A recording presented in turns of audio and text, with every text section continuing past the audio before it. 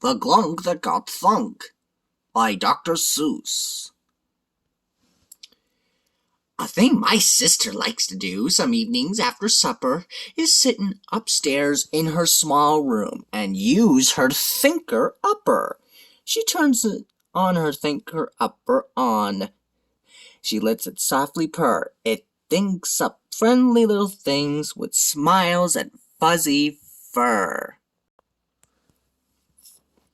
She sometimes does this by the hour. Then, when she's tired of play, she turns on her unthinker and unthinks the things away. Well, one evening she was thinking up some fuzzy little stuff and Sister sighed, this stuff's all right, but it's not fun enough. I've got to think up bigger things. I'll bet I can, you know. I'll speed up my thinker upper as fast as it will go. Think! She cried. Her thinker upper gave a snorty snort. It started thunking, as it never had before. With all her might, her eyes shut tight, she cried, thunk, some more! Then blunk! Her thinker upper thunked a double clunker clunk. My sister's eyes flew open, and she saw that she'd thunked a glunk. He was greenish, not too keenish, and he sort of had bad breath. Good gracious, my sister gasped. I have thunked up quite a mess. She turned on her unthinker and tried to think the glunk away, but she found that her unthinker didn't seem to work that day. The glunk just smiled and said, Oh, dear child, you can't unthunk a glunk. Ask anyone. They'll tell you that a glunk can't be unthunk. I'm here to stay forever in your lovely, lovely home.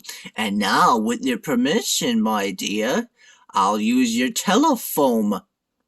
I call my mother every night.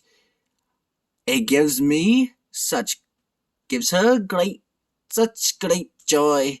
She lives 9,000 miles away, and I'm an only boy.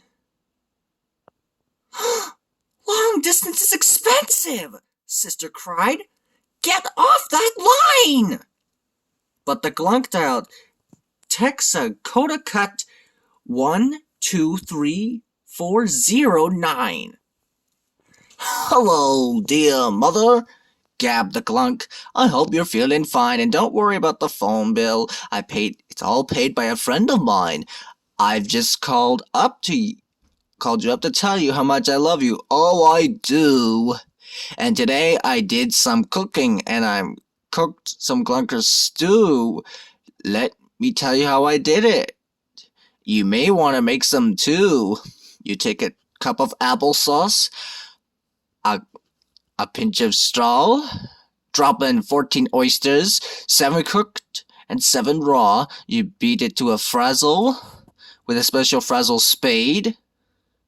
Then you pour in a rubber boot, half filled with lemonade, and you toss it in the mixer where you spuggle it and spin it. Stop! My sister yelled. That costs $10 every minute! Money? Pooh! The glunk just laughed. Don't think of things like that. Then he said, Now, dear mother, let me see, where was I at? Oh, you take it off the mixer when the stew is nicely pink. Then you add a hunk of something, chunk of luck, I think. Then you chunk in some chunks of trinkets.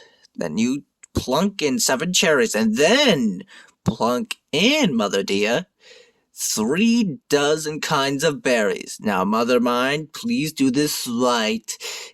Those berries that you're plunking, unless you plunk them with great care, will keep the stew from glunking.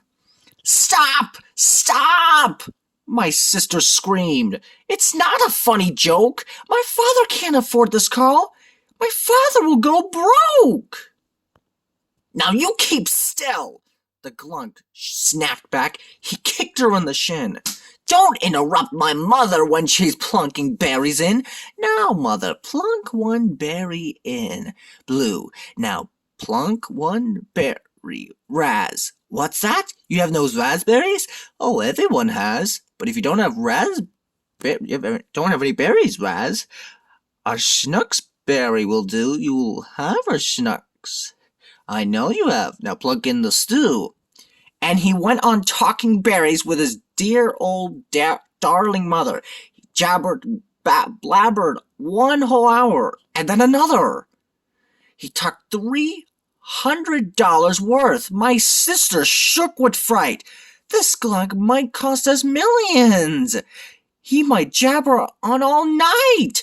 My father will be ruined. I will be penniless. We're sunk unless I can unthunk him. Oh, I must unthunk this Glunk. And that is how I found them. She was standing there, unthunking. The Glunk was still talking Glunker stew. That Glunk was not unthunking. Could she unthunk the Glunk alone? It's very doubtful whether. So I turned on my unthinker, and we unthunked the Glunk together. Then I gave her quite a cocking about her thinker-upper. Now, she only thinks up fuzzy things in the evening after supper. The end.